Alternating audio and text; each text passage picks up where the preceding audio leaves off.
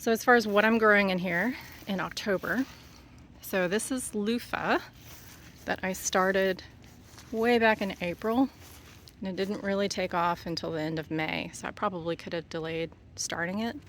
But these are like shower scrubbies. This one's a little thin, but I've got probably 20 between this plant and another plant that's way over on the other end. And what I do is I let them grow and dry on the plant, so this will get completely dry, and then I'll pick them off, let them kind of finish drying inside, because if I leave them out too long they will mildew and mold and get gross.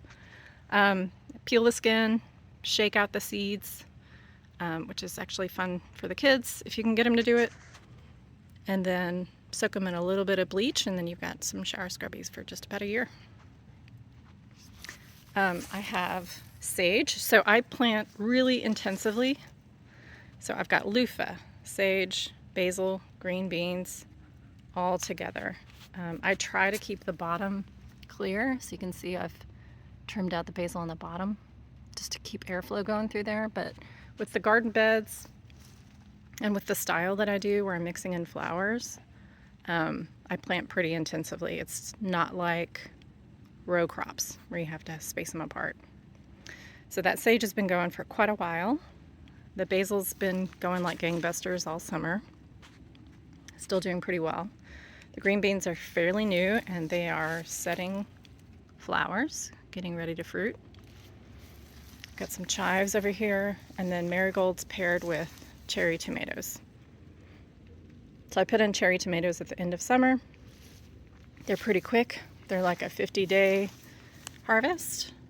So hoping I can get some cherry tomatoes before it gets really cold. And then chives. And then I planted some broccoli. So these guys are looking pretty happy. This is green magic broccoli. I still have some zinnias going from the summer. And then I'm making a second attempt at sunflowers because my first attempt didn't work out very well. It's probably too late for these, but what the heck, throw in some seeds, see what happens. All right, second bed is tomatoes and marigolds, of course, and onions. So this is my first year to grow onions, and I'm just trying it. I'm going to see how they overwinter, see if they can stay pretty happy. So that was my first planting, and then my second planting is starting to pop up now. I had cantaloupe going here, and I didn't want to yank the plant until it finished the last of the fruit. So these guys are a little bit late, but I don't think it matters. Got some radish over here. So these are all cool season things. Radishes, onions, and then the peas here. These are sugarsnap peas.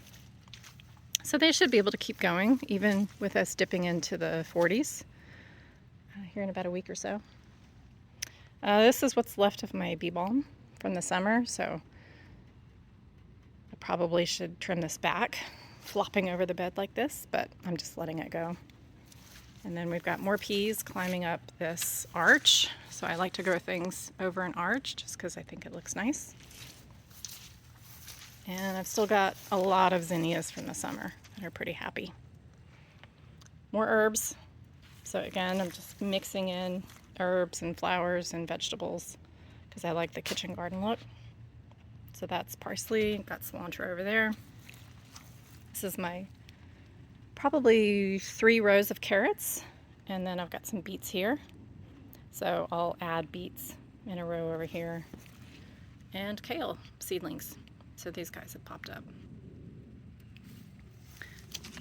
This is cucumber.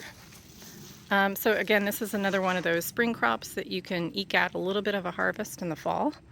So I probably put this in August or September, and I'm starting to see some fruit. So I'll probably get a little bit of carrot before these croak due to cold weather. So these are quite happy. And then this is the same plant on the other side, but I had an okra forest here. So when I planted them, they were shaded out by the okra, and that's why they're behind. And then I've got some cool season greens here. Mizuna, which is an Asian green, and I grow it just to put in salads. We've got loose leaf lettuce, This is Swiss chard, and this is arugula. So I just kind of sprinkle it in there in a rough little row, and then I chop when it grows up, I just chop the tops off, add it to my salad, and then it grows back. I put a little bit of squash in here. The desi squash is not very happy. And then this is a golden zucchini, and it probably won't grow fast enough before it gets cold. But again, it's just an experiment.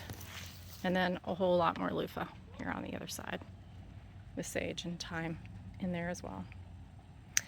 So that is just kind of an overview of what I have in here and how I got it set up. I do have a drip system, and I can do a whole video just about that. So just reach out to me, folks, and tell me what you want to see.